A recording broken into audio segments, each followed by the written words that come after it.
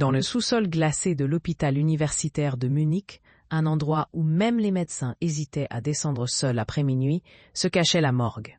Un long couloir blanc, éclairé par des néons faiblement vibrants, menant vers une salle principale silencieuse. C'est dans ce lieu que Johann Keller travaillait depuis plus d'une décennie. Sa routine, sa solitude, la monotonie de son existence. Tout tournait autour de ces casiers métalliques où les morts patientaient avant leur dernier voyage. Johann était un homme discipliné, presque obsessionnel dans son organisation. Chaque matin, il arrivait à 6 heures précises, saluait le gardien d'un signe de tête, enfilait sa blouse blanche et se dirigeait vers les 7 chambres frigorifiques alignées comme des tombes debout. Chaque chambre portait un numéro peint en noir.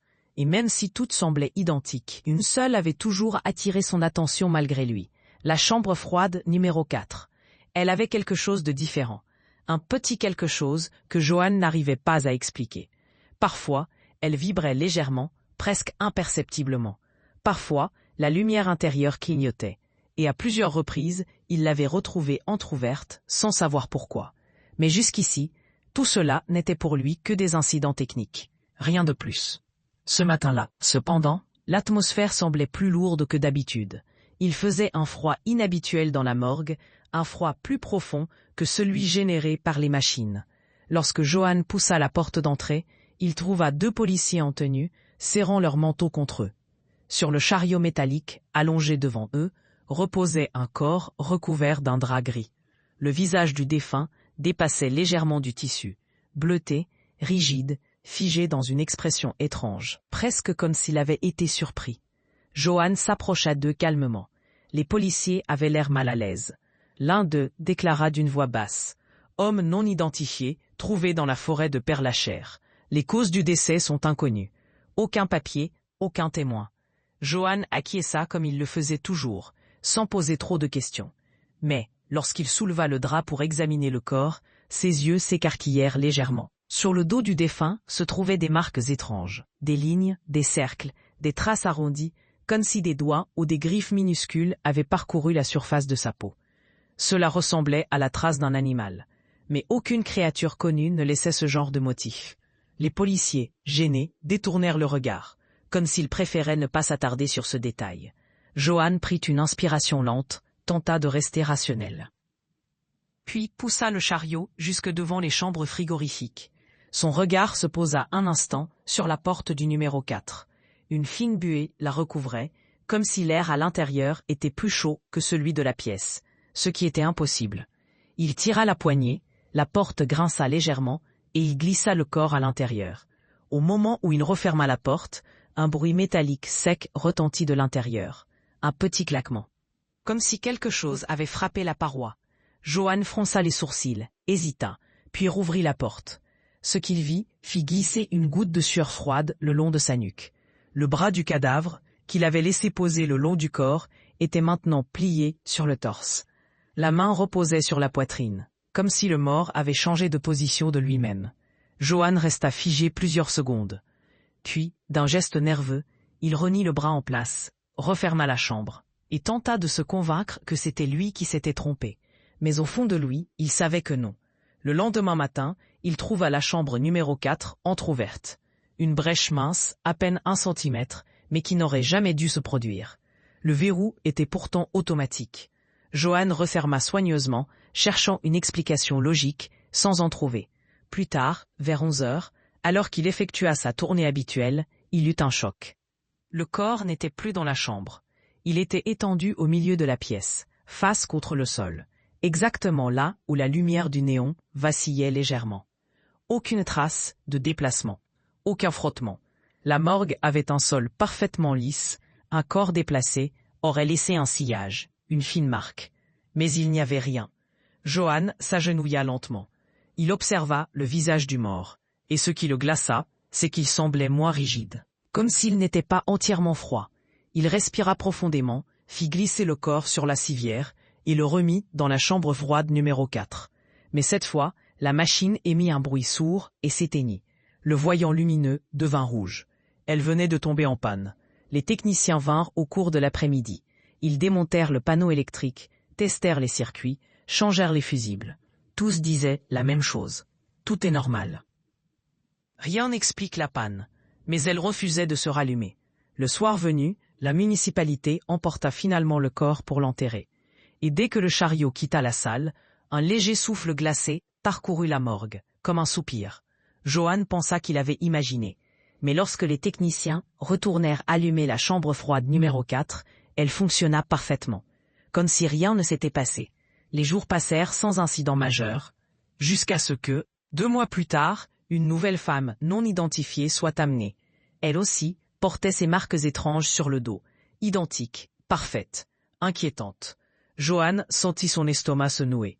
Cette fois, la police semblait encore plus nerveuse que la première fois.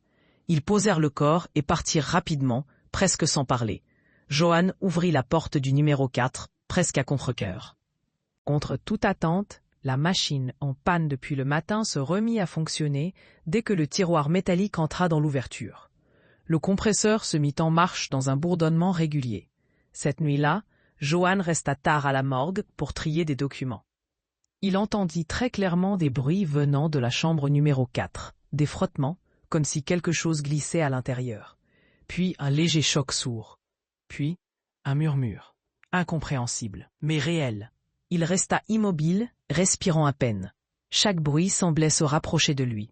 Lorsqu'il ouvrit brusquement la chambre, le corps était immobile, figé, parfaitement froid. Mais ce qui l'effraya le plus arriva le lendemain matin. Lorsqu'il entra dans la morgue à 6 heures, le corps de la femme était à nouveau au milieu de la pièce, les bras étendus, les yeux ouverts, comme si elle l'attendait. Johan sentit son cœur se contracter. La femme gisait au centre de la pièce, comme si quelqu'un l'avait déposée avec soin. Ses cheveux noirs s'étaient éparpillés autour de sa tête. Ses yeux étaient entr'ouverts, fixant le plafond d'un regard vide. Pourtant, il y avait dans cette immobilité quelque chose de profondément dérangeant. Comme si elle venait à peine de s'allonger là. Il ne bougea pas tout de suite.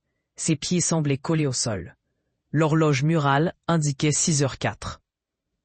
Il n'y avait pas encore d'autres employés à l'hôpital dans ce sous-sol.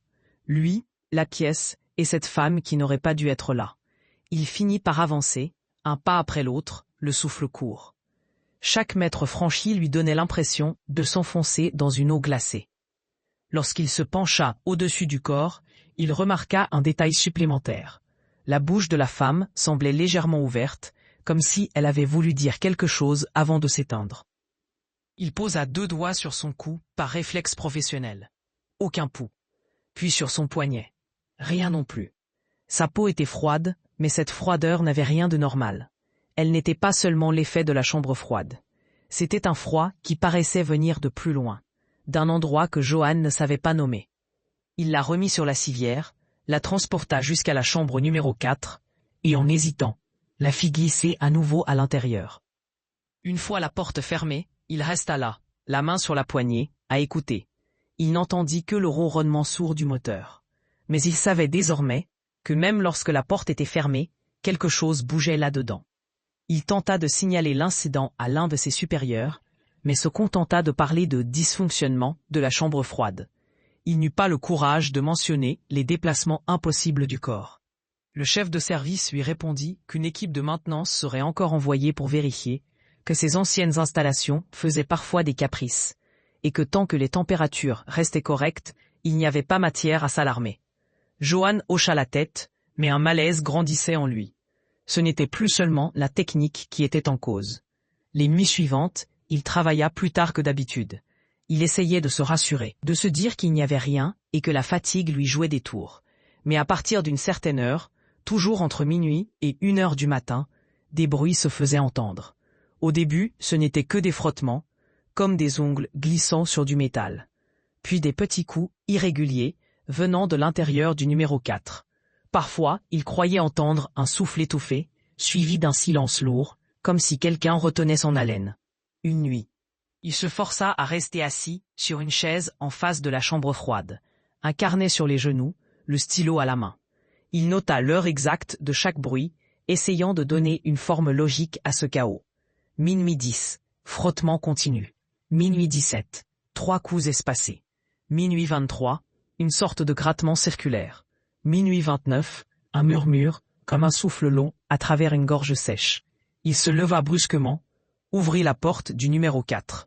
La lumière intérieure s'alluma, et la femme était là, immobile, les yeux fermés cette fois, les mains croisées sur sa poitrine. Il referma la porte en tremblant. L'idée que quelque chose puisse être en train de vivre, au milieu de la mort, commençait à fissurer son esprit. Lorsqu'il rentra chez lui ce soir-là, il retrouva son petit appartement, comme toujours, silencieux, ordonné.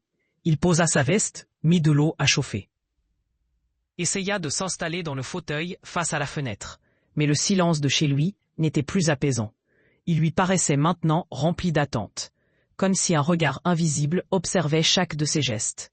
Les voix commencèrent la nuit suivante. D'abord, Johann pensa que c'était la télévision de ses voisins. Des bruits étouffés, un murmure continu, sans mots clairs. Il se redressa dans son lit, tendit l'oreille. Le son ne venait pas des murs. Il semblait flotter au-dessus de lui, juste au niveau du plafond, comme si plusieurs personnes parlaient en même temps dans une langue inconnue.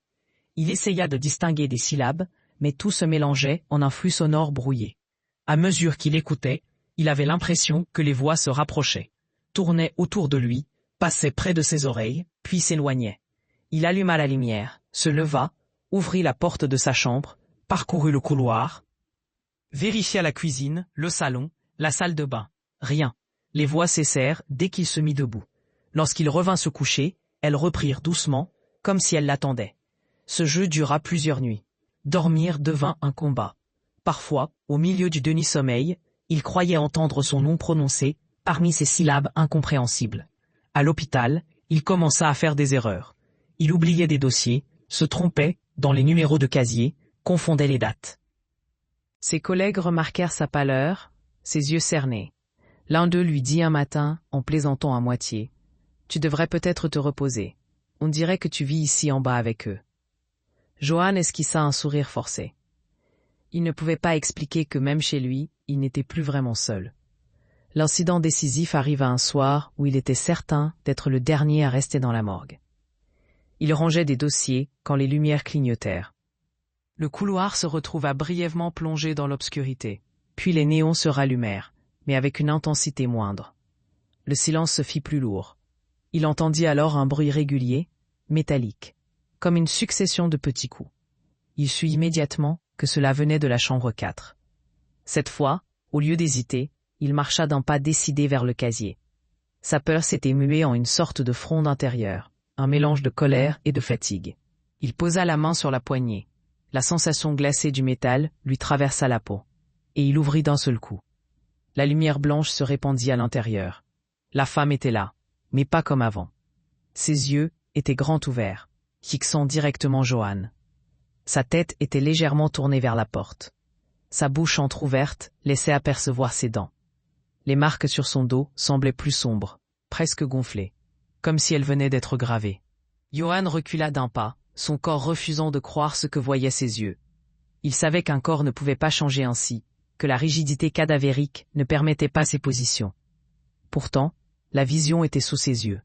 Il referma la porte violemment, puis soutint son poids contre le panneau froid pour ne pas tomber. Son souffle était court, ses mains tremblaient. Une sueur glacée coulait le long de sa colonne vertébrale. Il quitta la morgue sans même ranger ses affaires.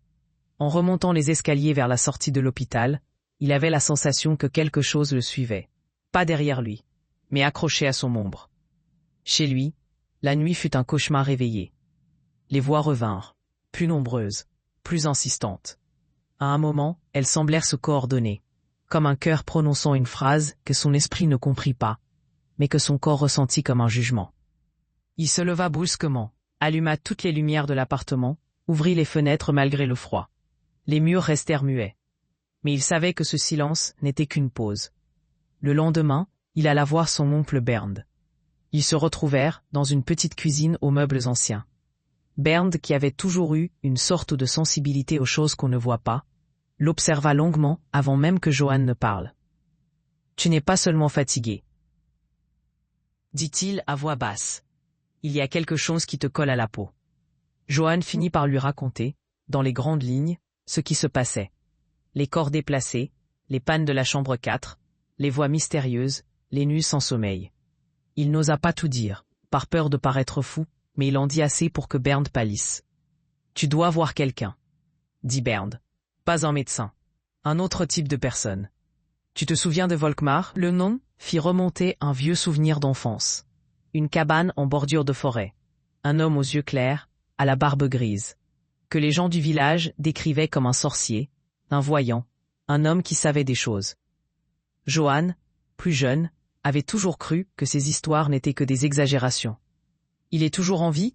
demanda-t-il. « Plus vivant que beaucoup, » répondit Bernd. « Et si quelqu'un peut mettre des mots sur ça, c'est lui. » Ils décidèrent d'y aller le lendemain. Mais ce même soir, alors que Johann tenta de s'allonger tôt, les voix revinrent avec une intensité terrifiante. Elles semblaient être juste au-dessus de son oreiller. Les sons se bousculaient, se chevauchaient, certains graves, certains aigus, certains murmuraient, d'autres presque criaient. Il se couvrit la tête avec l'oreiller, sans succès. Les mots restaient inintelligibles, mais portaient une intention claire. Il ne voulait pas qu'il dorme, pas qu'il ignore, pas qu'il refuse ce qu'il tentait de lui dire. Vers 3 heures du matin, épuisé, les yeux brûlants, il finit par sombrer dans un sommeil lourd. Il rêva de couloirs sans fin, de casiers métalliques sans numéro, de mains qui frappaient de l'intérieur, sans jamais réussir à ouvrir. Il se voyait marcher pieds nus sur un sol glacé, tandis qu'une voix, seule, plus distincte que les autres, répétait quelque chose dans cette langue étrangère. Il avait la sensation, dans le rêve, que s'il comprenait enfin cette phrase, tout basculerait. À l'aube, il se réveilla en sursaut, le cœur battant à tout rompre. Une odeur de brûlé remplissait la chambre. Il se leva brusquement, ouvrit la porte, vit de la fumée sortir de la cuisine. Le feu avait pris dans le vieux coffret électrique mural. En quelques minutes, les flammes se propagèrent le long du couloir, dévorant les murs, les meubles, les rideaux. Les pompiers arrivèrent, alertés par les voisins, et parvinrent à le sortir avant que tout l'appartement ne soit englouti. Plus tard, en regardant les décombres, quelque chose attira son attention. Parmi les cendres, le bois calciné, les objets tordus par la chaleur, un seul élément semblait intact, la petite plaque métallique portant le numéro de sa porte. Le chiffre 4 brillait encore, presque neuf, posé sur un morceau de mur effondré. Johann sentit ses jambes fléchir. Bernd, accourut sur les lieux, posa une main sur son épaule. « C'est fini, » dit un pompier. « Vous avez tout perdu, mais vous êtes en vie. » En vie, oui, mais avec la nette impression que quelque chose d'autre venait, lui, de gagner. Le soir même, Johann emménagea temporairement chez son oncle. La maison de Bernd était plus ancienne, plus chaleureuse, remplie d'objets et de souvenirs. On aurait pu croire que cet environnement le calmerait. Mais dès la tombée de la nuit, il sut que les voix ne l'avaient pas quitté. Elles l'avaient suivi. Il s'endormit sur le canapé du salon, épuisé. Au milieu de la nuit, il sentit un souffle froid contre son oreille. Pas un mot, juste un souffle prolongé.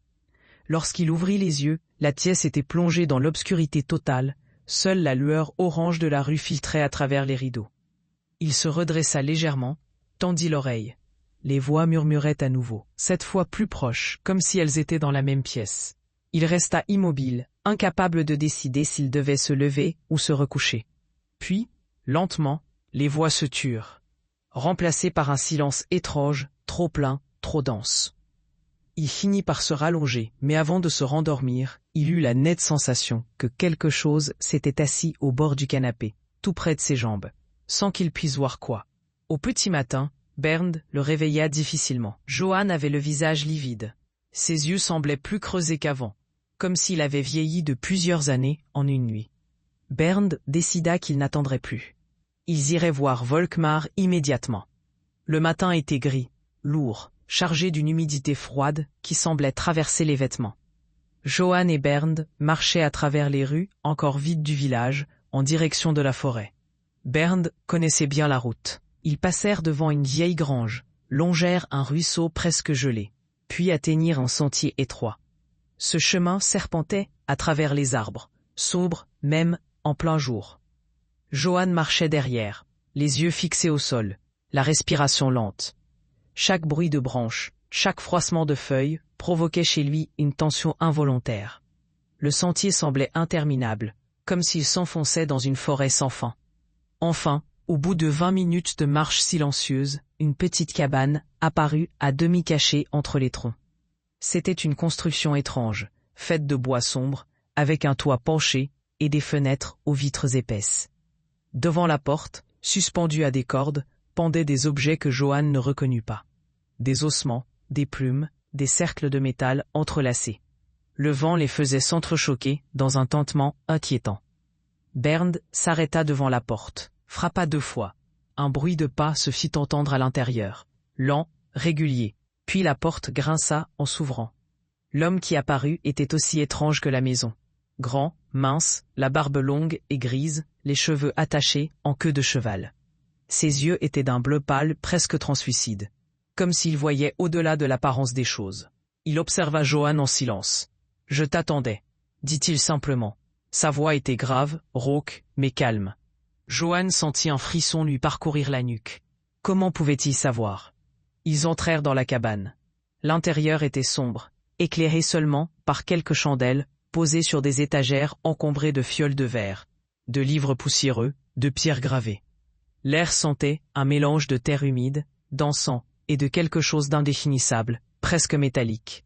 Volkmar s'assit sur une chaise en bois sculpté, invita Bernd et Johann à en faire autant. Il posa ses mains sur la table et resta silencieux pendant plusieurs secondes, comme s'il écoutait quelque chose qu'eux ne pouvaient pas entendre. Enfin, il parla. « Ce qui te suit ne vient pas d'ici, pas de ce monde, pas de ce qu'on appelle la mort, non plus. C'est entre, un endroit où rien n'a de forme, où rien n'a de repos. » Johann sentit sa gorge se serrer. « Pourquoi moi ?» parvint-il à dire. Volkmar inclina légèrement la tête. « Parce que tu as ouvert une porte. Pas volontairement, pas consciemment, mais tu l'as ouverte. Et ils ont senti ton appel. » Bernd fronça les sourcils. « Quelle porte ?» Volkmar prit une petite pierre sur l'étagère. Elle était noire, lisse, froide comme de la glace. Ce que votre hôpital appelle la chambre froide numéro 4 n'a rien d'ordinaire. Elle se trouve exactement à l'endroit où autrefois il y avait une pièce d'un sanctuaire très ancien. On y enfermait des corps masqués, des morts, qui revenaient. Pas des zombies, pas des possédés. Des êtres retenus entre 2 mondes. Et pour les garder là, on traçait sur eux des signes. Les mêmes marques que vous avez vues. Johann sentit son estomac se nouer. Ces marques, il les revoyait sans cesse en pensée. Mais pourquoi reviennent-ils? Pourquoi bougent-ils? Pourquoi parlent-ils? Volkmar passa une main sur sa barbe. Parce que leur passage n'a jamais été fermé correctement. Izu, en travaillant jour après jour dans cette pièce, en respirant ce lieu, en marchant dans ces traces anciennes, vous êtes devenu la clé du passage. Johann sentit une sueur froide couler dans son dos. Je ne veux pas être une clé, je veux que ça s'arrête. Volkmar le regarda droit dans les yeux. Alors il faut leur donner quelque chose de toi, un fragment, un symbole, une offrande, quelque chose qui dit « Je suis le passage, mais je ne suis pas votre route. » Sinon, ils traverseront en toi. Et une fois qu'ils seront entrés, ils ne repartiront plus. Johann sentit ses mains trembler. Il pensa immédiatement à l'incendie de son appartement, à la plaque intacte portant le numéro 4, aux voix qu'il entendait chaque nuit. « Qu'est-ce que je dois donner ?» demanda-t-il. Volkmar réfléchit un instant. « Ton sang serait le lien le plus fort, mais le prix serait trop élevé. Ce qu'ils veulent, ce n'est pas ton corps, c'est ton inscription, ta présence, ta trace. Même un cheveu, s'il est donné volontairement, peut fermer une porte. » Johann serra les lèvres. « Je donnerai mes cheveux, si ça suffit. » Volkmar hocha la tête. « Ça suffira pour aujourd'hui. Mais ce ne sera pas terminé. Une fois que tu les auras apaisés, il faudra sceller la salle. Pour de bon. Et ce travail-là, tu ne pourras pas le faire seul. »« Et si je le fais pas ?» demanda Johann. Volkmar répondit sans hésiter. « Alors ils viendront, pas un par un, tous ensemble. Et cette fois, ce n'est pas seulement ta morgue qui sera en danger, c'est tout l'hôpital, peut-être tout le quartier. » Johann sentit le poids de ces mots tomber sur lui comme une pierre. Il sentit quelque chose se resserrer autour de sa poitrine, une sensation de destin, de fatalité. C'était comme si une ligne invisible venait de se tracer sous ses pieds, lui indiquant un chemin qu'il ne pouvait plus éviter. Bernd posa la main sur son bras. « On va t'aider. On ne te laissera pas faire ça, seul. » Volkmar se leva, prit un vieux livre à la couverture faite de cuir craquelé, et le tendit à Johann. « Quand tout sera prêt, vous me reverrez. Mais attention, Il faut que tu sois à la morgue cette nuit. Seul, ce que tu donneras doit être donné dans le silence de ton esprit. Et sans peur. Johan avala difficilement sa salive. Je viendrai, dit-il, même s'il en mourait d'envie de fuir. Après avoir quitté la cabane, Johan sentit l'air extérieur comme un soulagement. Mais ce soulagement ne dura pas longtemps. À mesure qu'il retournait vers le village, une sensation étrange s'installait dans son ventre. Comme si quelque chose suivait leurs pas, glissant entre les arbres. Se déplaçant juste en dehors de leur champ de vision. Bernd marchait à côté de lui, l'air sérieux. Il ne disait rien, mais Johan savait qu'il avait remarqué le même frisson dans le vent. Ils arrivèrent chez Bernd vers midi. Johan se sentait déjà épuisé, comme si la visite chez Volkmar avait aspiré une partie de ses forces. Bernd prépara du thé, mais Johan avait la gorge, trop serrée pour avaler quoi que ce soit. Il passa le reste de la journée à regarder par la fenêtre, perdu dans ses pensées, observant les passants, les oiseaux sur les toits, la lumière grise qui descendait lentement sur la ville. Lorsque la nuit tomba, tout devint silencieux dans la maison, trop silencieux, même pour Bernd. Vers 22 heures, Johan enfila sa veste, prit une grande respiration, et dit « Je dois y aller ». Bernd voulut l'accompagner, mais Johan secoua la tête. Volkmar a dit que je devais être seul, je ne veux pas mettre quelqu'un en danger. Bernd insista, mais Johan resta ferme. Il quitta la maison, descendit la rue, et prit le bus en direction de l'hôpital. Chaque pas résonnait dans sa tête comme un écho. Il avait l'impression d'être observé, mais lorsqu'il regardait autour de lui, il ne voyait rien. Arrivé devant l'hôpital, il resta un moment immobile, fixant l'entrée sombre. La grande façade de verre illuminée par les lumières artificielles. Il poussa la porte, traversa le hall, et descendit les escaliers menant à la morgue. À mesure qu'il s'enfonçait dans le sous-sol, l'air devenait plus froid, les néons plus faibles.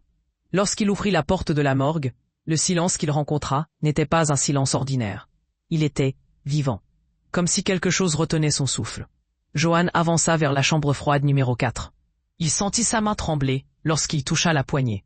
Doucement, il ouvrit la porte et fit glisser le tiroir. La femme était toujours là, immobile, les yeux fermés. Il sortit une paire de ciseaux, coupa une longue mèche de ses cheveux, la déposa sur la poitrine de la femme, puis poussa le tiroir à l'intérieur. Quand il referma la porte, un frisson parcourut la pièce entière. Comme si un souffle glacé venait de traverser la morgue. La lumière de la chambre numéro 4 s'alluma d'elle-même, plus blanche que jamais. Le compresseur se mit à vibrer. La machine fonctionnait de nouveau. Johan resta debout, immobile, sans oser respirer. La porte vibra légèrement, comme si quelque chose à l'intérieur effleurait le métal. Les voix qu'il entendait chez lui résonnèrent soudain dans sa tête, mais de façon plus douce, presque reconnaissante. Puis, tout s'arrêta. Silence. Un silence profond, complet. Johan sentit ses jambes faiblir. Il s'assit par terre, la tête entre les mains. Pour la première fois depuis des semaines, il sentit un poids se lever de ses épaules. Il rentra chez Bernd dans un état de demi-conscience, incapable de se souvenir du chemin. Mais cette paix ne dura pas longtemps. Le lendemain, lorsqu'il se réveilla, Bernd le trouva en train de scruter son dos dans un miroir. Et ce qu'ils virent les glaça. Johan avait maintenant les mêmes marques que les cadavres. Comme si une force inconnue lui laissait une signature. Et ce n'était que le début. Cette journée-là, Johan resta enfermé dans la petite chambre d'amis chez Bernd, incapable de comprendre ce qui arrivait à son corps. Les marques sur son dos n'étaient pas seulement une copie de celles des cadavres. Elles semblaient vivantes. À la surface de sa peau, les lignes noires pulsaient légèrement. Comme un souffle discret, une vibration profonde que lui seul pouvait sentir.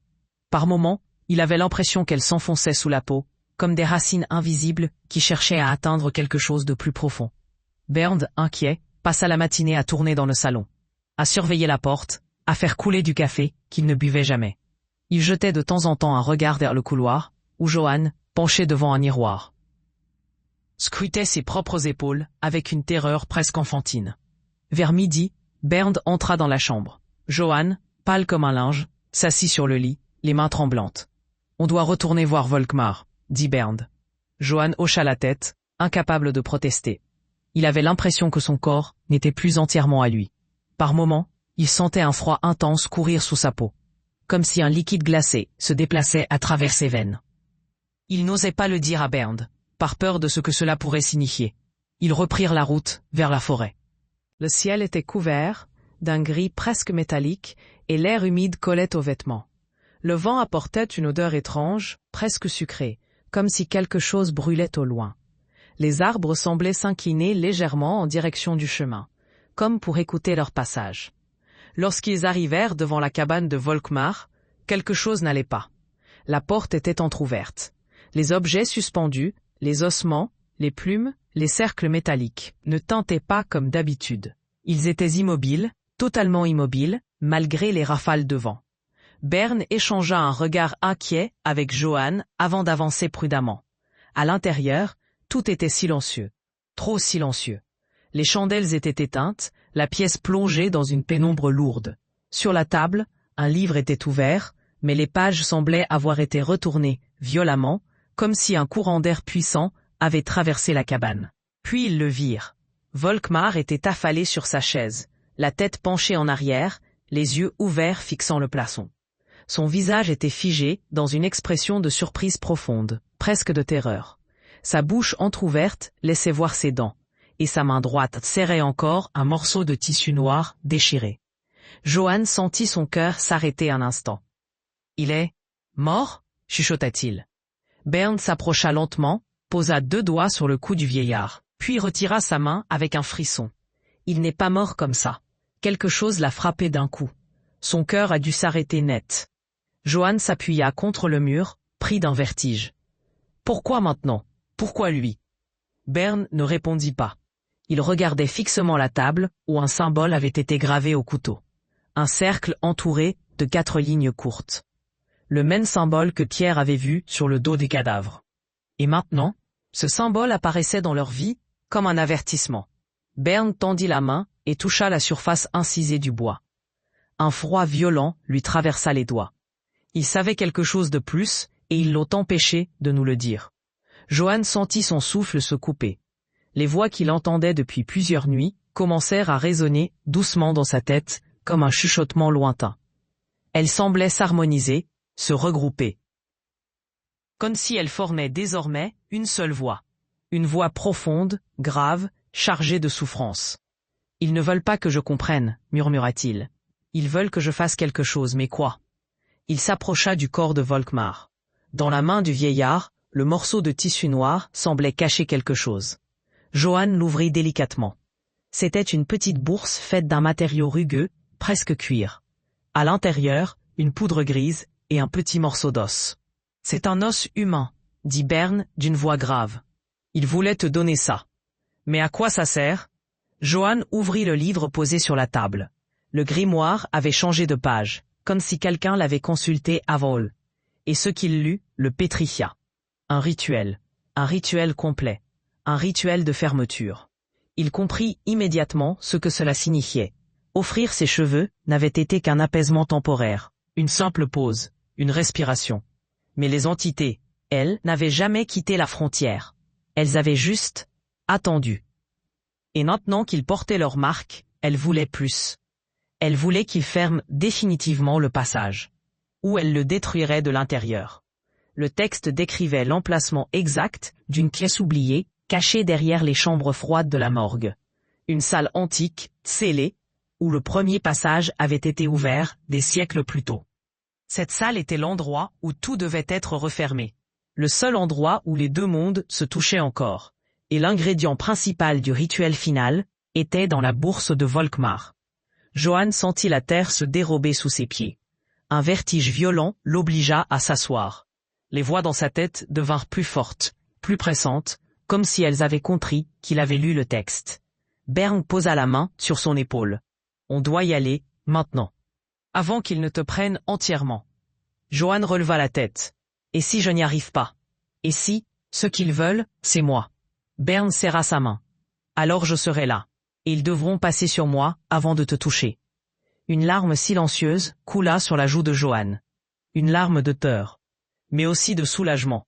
Pour la première fois depuis des semaines, il sentit qu'il n'était pas seul. Ils sortirent de la cabane, laissant derrière eux le corps froid de Volkmar, et se dirigèrent vers la ville. Le vent soufflait plus fort, les nuages s'amoncelaient, et la lumière du jour semblait disparaître plus vite qu'elle ne le devrait. Sur tout le chemin, Johan sentit une lourdeur dans son dos. Pas la lourdeur des marques, une autre. Comme si quelque chose marchait derrière lui, collé à sa peau, partageant son souffle. Bern aussi jetait des regards derrière eux, mais il ne voyait rien. Rien que des arbres noirs qui semblaient se rapprocher. Ils arrivèrent à l'hôpital au crépuscule. Et là, à l'instant même où Johan posa le pied dans le couloir menant à la morgue, les lumières se mirent à clignoter. 1, 2, 3 fois. Puis s'éteignirent entièrement. Lorsque les lumières du couloir s'éteignirent brusquement, un noir total enveloppa Johan et Bernd. Le silence qui suivit fut presque plus terrifiant que l'obscurité elle-même. Johan sentit son cœur battre contre sa poitrine, comme si quelque chose essayait d'en sortir. Le couloir, d'habitude éclairé en permanence, semblait devenu un tunnel sans fin. Un espace suspendu, hors du temps. Bernd tâtonna le long du mur en cherchant l'interrupteur, mais rien ne répondit. Les néons restaient morts. Johan respira profondément, mais l'air m'y parut plus lourd, presque épais. Il avait l'impression que quelqu'un se tenait juste derrière lui, si proche qu'il aurait pu entendre son souffle. Mais lorsqu'il se retourna, il ne vit rien. Un vide noir. Un vide total. « Avançons », murmura Bernd, même si sa voix tremblait légèrement. Ils progressèrent à petits pas, guidés uniquement par le faible halo bleuté provenant du fond du couloir, peut-être le reflet d'une machine encore en marche. Chaque pas résonnait dans ce silence étouffant. Johan sentait ses doigts gelés malgré la chaleur de l'hôpital. Une sensation glaciale se propageait lentement, depuis son dos jusqu'à ses bras, comme si les marques y prenaient vie, comme si elles s'activaient à mesure qu'il approchait de la morgue. Ils finirent par atteindre la grande porte métallique. Même dans la pénombre, Johan put distinguer un détail qui lui coupa la respiration. La porte était entr'ouverte. Il était certain de l'avoir fermée la veille. Et aucun employé n'était censé être ici à cette heure. Une légère fumée froide, presque comme du brouillard, s'échappait par l'ouverture. « Ils t'attendent », murmura une voix. Ce n'était pas Bernd. Johan sentit ses genoux se dérober. Il tourna la tête brusquement. Rien. Mais il savait qu'il n'avait pas rêvé. Quelqu'un, ou quelque chose, venait de parler derrière son oreille. Bernd lui attrapa le bras. « Ne t'arrête pas. On est presque au bout. » Ils pénétrèrent dans la morgue. Même sans lumière, Johan savait exactement où il se trouvait. L'odeur froide, métallique, l'air saturé de désinfectant, les tables d'acier alignées. Tout lui était familier.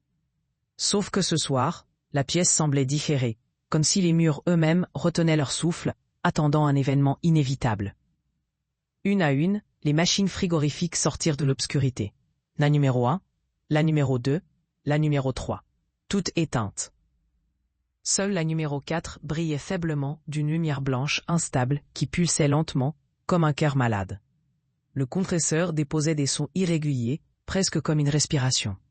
Johan sentit un courant d'air glacial lui caresser le visage.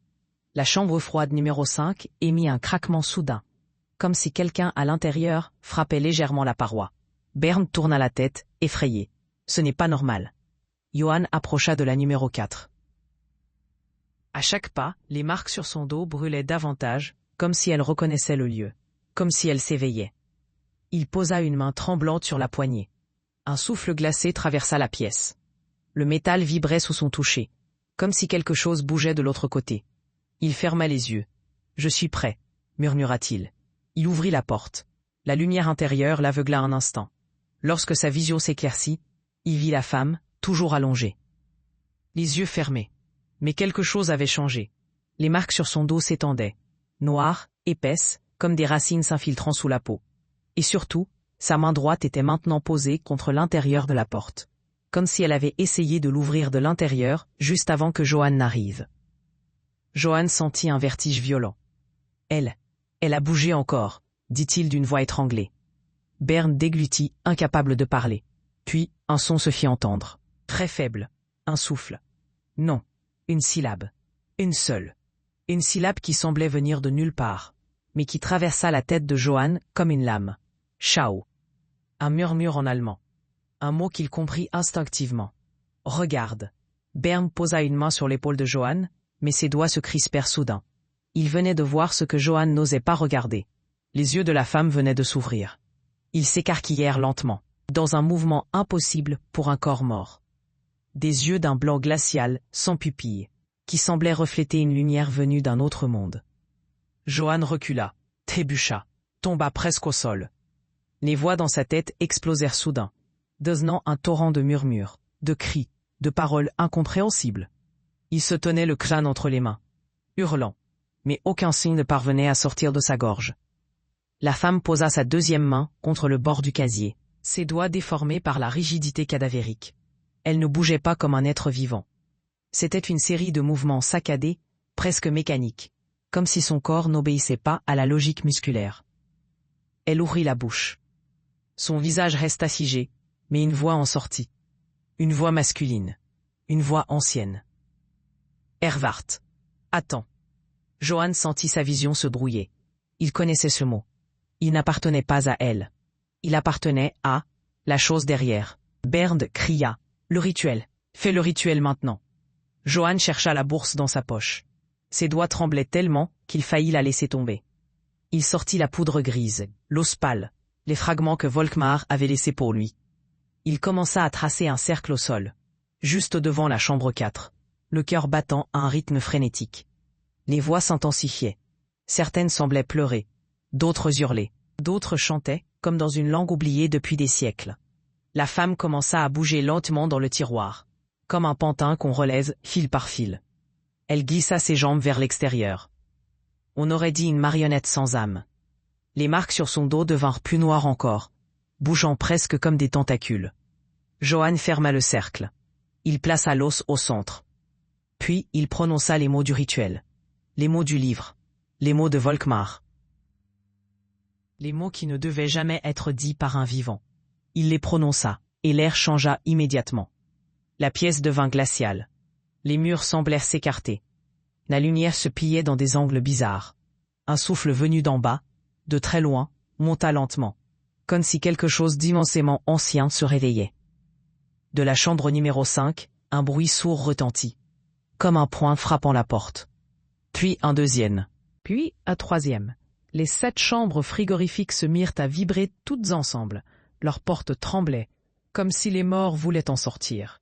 La femme se redressa complètement, debout dans le tiroir, son corps cassé se mouvant comme une marionnette sans ficelle. Ses yeux blancs fixaient le cercle au sol. Puis la première syllabe retentit dans la pièce, mais cette fois, elle venait de partout à la fois. « Öffnen !»« Ouvre !» Johan cria. « Non, vous ne passerez pas, vous n'avez pas le droit !» Mais les voix répondirent en chœur, des milliers, des échos, des anciens. « Wir wollen heim !»« Nous voulons rentrer !» Et ce fut alors que le sol se mit à respirer. La morgue tremblait toujours sous la respiration étrange du sol. Johan, au centre du cercle qu'il venait d'achever, sentait quelque chose remuer sous ses pieds, comme si une créature immense rampait dans les profondeurs du bâtiment, très loin, sous le sous-sol officiel. L'air vibrait. Le froid n'était plus un simple froid. C'était une présence, une conscience, quelque chose qui reconnaissait sa trace, ses marques, sa peau, quelque chose qui le réclamait. Bernd, lui, restait en retrait, paralysé par ce qu'il voyait. Chaque chambre frigorifique vibrait comme si un poing frappait de l'intérieur. Les portes claquaient, la numéro 3 tremblait tellement que les vis grincèrent. Une vapeur blanche s'échappait du sol, comme si la pièce respirait par les fissures du carrelage. Johan avait les mains posées au-dessus du cercle, ses doigts sur la poudre grise. Il prononçait encore les derniers mots du rituel, mais sa voix n'était plus entièrement la sienne. Elle était plus grave, plus profonde, comme si une autre force parlait à travers lui, modulant chaque syllabe. Soudain, la femme debout dans le tiroir de la chambre froide numéro 4 bougea d'un coup sec. Sa tête pivota dans un angle impossible, presque cassé, mais elle resta debout, les yeux entièrement blancs, fixés sur Johan. Sa bouche s'ouvrit, mais aucun son n'en sortit. C'était pire que les cris, cette absence totale de son donnait l'impression que quelque chose retenait sa voix à l'intérieur, la coupant avant qu'elle ne trouve un chemin vers le monde. Johan voulut reculer. Mais ses pieds étaient collés au sol, figés dans la poussière. Il tenta de se libérer, mais ses jambes ne répondaient plus. Les marques sur son dos brûlaient, comme si une lame chauffée à blanc se promenait sous sa peau. Puis, sans prévenir, la femme fit un pas hors du tiroir. Un seul pas. Un pas lourd, saccadé, raide, qui résonna dans toute la morgue. Un bruit sourd, métallique, grondant contre le sol. Johan sentit quelque chose se briser en lui. Il ne voyait plus la femme comme un cadavre. Elle était devenue un réceptacle, un contenant fragile pour quelque chose d'autre, quelque chose d'ancien, d'enragé, de perdu depuis un temps que même la mémoire humaine a effacé. Bernd cria.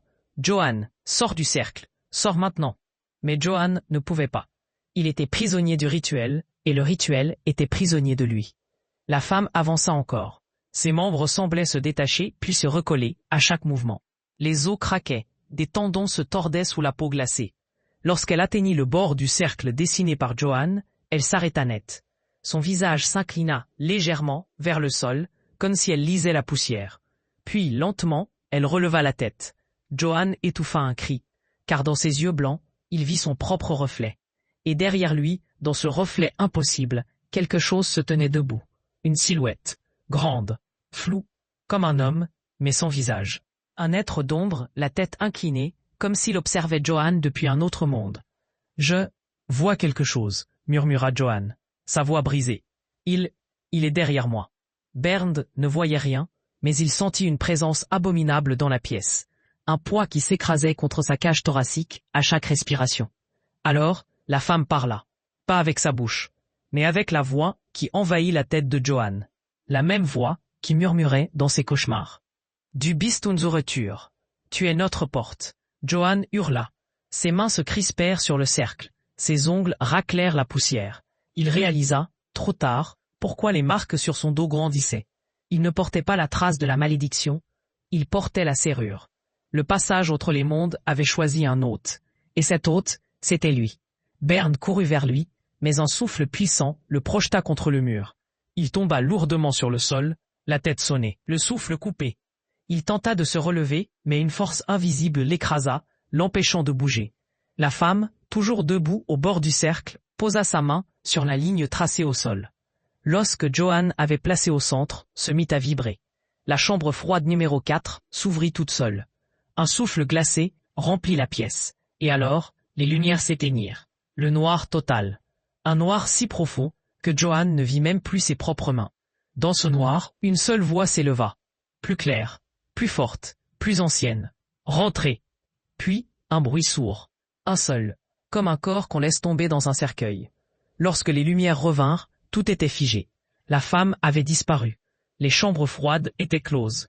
Bernd, encore au sol, se redressa lentement, son dos brûlant. Son regard chercha Johann dans la pièce. Il le trouva. Johann était couché contre la porte ouverte de la chambre froide numéro 4. Les yeux grands ouverts, la bouche entr'ouverte, sans un souffle, sans un mouvement. La peau de son dos était désormais entièrement recouverte des marques noires, comme un réseau de racines mortes. Bernd hurla son nom, mais Johann ne répondit pas. Il s'avança, le prit dans ses bras, tenta de trouver un pouls. Rien. Johann Keller venait de mourir, sans lutte, sans blessure, sans sang. La chambre froide numéro 4, elle, était allumée. Plus lumineuse que jamais. Et au moment où Bernd voulut éloigner le corps de son neveu, la porte se referma toute seule, d'un claquement sec, comme si la chambre venait de récupérer ce qui lui appartenait. Le lendemain matin, lorsque la police ouvrit la chambre froide numéro 4, ils y retrouvèrent Johann, étendu comme un mort depuis des heures. Et personne ne comprit ce que sa main serrait. Un fragment de poussière grise, le reste du rituel. Bernd fut effondré. Il insista pour identifier le corps. Puis, en silence, on descendit Johann au cimetière de Munich. On l'enterra. Une première fois. Le lendemain matin, le gardien découvrit la tombe ouverte. La terre fraîchement remuée, et le corps de Johann, étendu à côté, exactement comme les autres. On l'enterra une deuxième fois. Même résultat. Une troisième fois, même résultat. Le cimetière entier tomba dans la panique. Alors, sans choix, Bernd reprit son poste à la morgue. Pour comprendre, pour savoir ce que son neveu essayait de finir, et ce jour-là, la police amena une nouvelle femme non identifiée. Dans son dos, les mêmes marques, mais cette fois, on la plaça dans la chambre froide numéro 5. 1 heure plus tard, la chambre numéro 5 tomba en panne, exactement comme la numéro 4. Et Bernd comprit, la malédiction n'avait pas pris fin avec Johann. Elle venait juste de changer de porteur. Lorsque la chambre froide numéro 5 tomba en panne, un silence épais envahit toute la morgue. Bernd resta immobile devant le tableau électrique, incapable de respirer correctement. Les voyants clignotaient, tels des battements cardiaques irréguliers. Une odeur étrange flottait dans l'air. Une odeur qui ne venait pas du désinfectant, ni de l'humidité habituelle des sous-sols. C'était une odeur vieille, profonde, presque minérale, comme si une grotte ancienne venait de s'ouvrir derrière les murs. Il s'approcha lentement de la chambre numéro 5. La lumière intérieure était faible, mais elle ne s'était pas complètement éteinte. Un bourdonnement sourd émanait du compresseur, un son grave qui vibrait jusque dans ses os, rappelant celui qu'il avait entendu la nuit où Johann était mort. Les marques sur le dos de Johann lui revinrent en mémoire, tout comme les mots de Volkmar. « Ils veulent que tu comprennes ». Bern inspira profondément et saisit la poignée. Le métal était glacé, presque brûlant par son froid. Il l'abaissa lentement et ouvrit la chambre. À l'intérieur, la nouvelle femme non identifiée était allongée, parfaitement immobile, la peau déjà livide. Ses cheveux étaient collés à son cou et ses paupières baissées donnaient l'impression qu'elle dormait. Mais ce qui fit trembler Bern, ce ne fut pas le corps, c'étaient les marques, exactement les mêmes, disposées de la même manière. Comme si la peau avait été gravée par la même main invisible. Bern recula d'un pas. Non, non, pas ça. Puis il remarqua autre chose. La main droite de la femme était légèrement ouverte, et dans sa paume, quelque chose brillait faiblement. Un grain de poudre grise, identique à celui que Johann serrait lorsqu'on avait retrouvé son corps. Bern sentit son cœur se serrer. C'était un message, un avertissement. Il referma la chambre et marcha à reculons jusqu'à la table d'acier où reposaient les dossiers. Il ouvrit le tiroir contenant les affaires de Johann, sortit le vieux grimoire de Volkmar et l'ouvrit à la page qui décrivait le rituel final. Tout était là, les symboles, les ingrédients, les étapes exactes. Mais il y avait une note écrite à la main au bas de la page. Une note que Bern n'avait pas remarquée auparavant. Une écriture nerveuse, fine, presque tremblante. Celui qui suit la trace devient la trace. Celui qui ferme la porte doit d'abord s'y tenir. Bern resta figé. Il comprit enfin. Johann n'avait jamais été destiné à fermer la porte. Il avait été choisi pour l'ouvrir, pour permettre aux entités de passer. Et sa mort n'était qu'une conséquence naturelle du rituel incomplet. Maintenant, c'était à lui, à Bern. Une voix froide et lointaine résonna alors dans la morgue. Pas humaine, pas matérielle, un souffle qui semblait traverser les murs. Du bist der Nächste. Tu es le suivant. Bernd lâcha le livre. Il recula, son cœur cognant dans sa poitrine comme un animal pris au piège. Mais il savait qu'il ne pouvait pas simplement fuir. L'hôpital était immense, mais la chose qui rampait depuis le monde de l'ombre, elle suivrait. Il devait faire ce que Johann n'avait pas réussi à faire, fermer la porte. Il prit le grimoire, ouvrit la page du rituel final, et suivit chaque ligne avec précision. Le rituel devait être fait dans la salle scellée, derrière les chambres froides. La salle ancienne, celle qui n'avait plus été ouverte depuis plus d'un siècle. Il trit la bourse de poussière grise, récupéra l'os utilisé par Johann et fit un nœud serré dans un tissu. Il se dirigea vers le fond de la morgue. Là, dans l'ombre d'un placard métallique, se trouvait une petite porte basse, presque invisible. Une porte dont aucun employé ne connaissait l'existence. Bern l'ouvrit. Un souffle glacial s'en échappa. Une odeur de terre, de pierre, de passé. Il descendit un escalier en colimaçon, éclairé seulement par une vieille lampe qu'il trouva accrochée au mur. Chaque marche grinçait et les murs semblaient vibrer, comme s'ils respirent, eux aussi. Plus il avançait, plus les voix devenaient claires.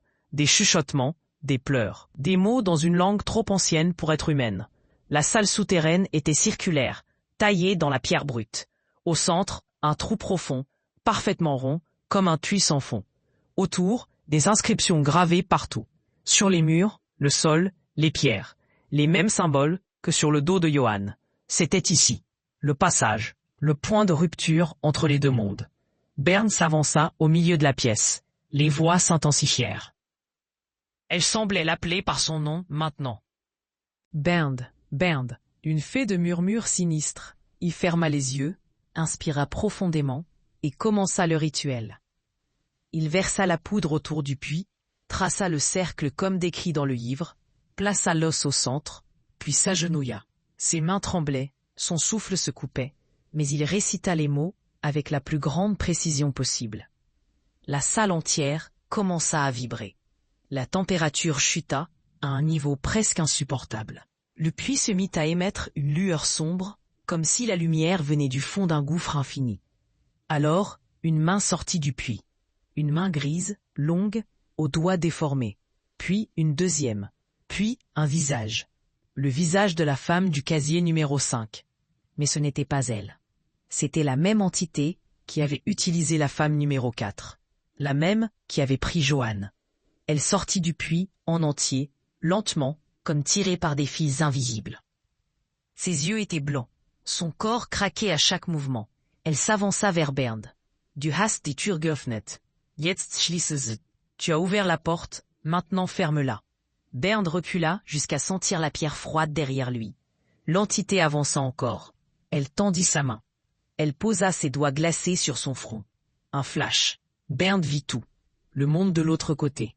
Les silhouettes sans visage. Les corps suspendus dans le vide. Les milliers de mains qui cherchaient une sortie. Joanne derrière eux, prisonnier. Les mêmes marques sur son dos, mais entièrement noir maintenant. Ses yeux blancs, son visage figé dans un mélange de souffrance et de résignation. Il voulait parler, mais aucune voix ne sortait de sa bouche. Bernd hurla, retomba au sol, et dans un dernier sursaut de lucidité, il prononça le dernier mot du rituel. Le sol trembla. Un bruit sourd résonna dans la salle. Le puits devint noir comme l'encre. L'entité poussa un hurlement déchirant qui fit trembler les murs. Puis elle fut aspirée dans le gouffre, violemment, comme un morceau de papier dans une tempête. La salle se fissura. Le sol vibra une dernière fois, et tout redevint silencieux. Bernd resta immobile. Le silence pesait. Il n'entendait plus les voix. Le froid avait disparu. L'air était redevenu normal. Le passage était fermé.